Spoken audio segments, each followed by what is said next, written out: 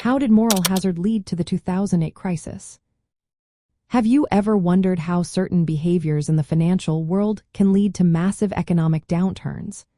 One key factor in the 2008 financial crisis was moral hazard. This term describes a situation where one party takes on risks because another party will bear the consequences if things go wrong. In the case of the 2008 crisis, banks and financial institutions took on excessive risks, knowing that the government would likely step in to save them if their investments failed. Before the crisis, banks were eager to issue subprime mortgages.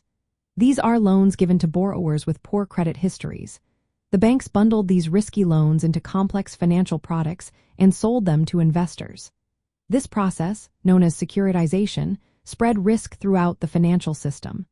However, it also made it difficult to see the true level of risk involved.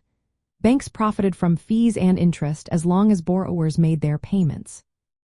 But if defaults increased, the losses could be passed on to investors or absorbed by government bailouts. The idea that some banks were too big to fail created an expectation that they would be rescued if their risky investments collapsed. This belief led banks to act recklessly, as they felt less pressure to manage risks carefully. When the housing bubble burst and mortgage defaults skyrocketed, many banks faced enormous losses. The United States government intervened with bailouts to stabilize the financial system. This action reinforced the moral hazard problem by suggesting that risky behavior could lead to rescue rather than consequences.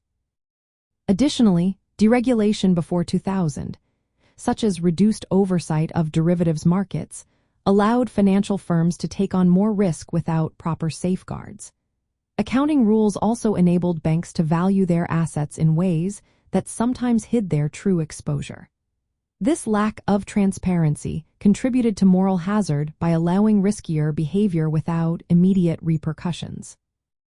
Moral hazard played a significant role in the 2008 crisis by creating an environment where banks felt free to take excessive risks, knowing that taxpayers would cover the losses if things went wrong. This misalignment of incentives contributed to the severity of the crisis when the housing market collapsed. Understanding how moral hazard operates helps clarify how financial crises can arise from poorly aligned incentives within the economic system.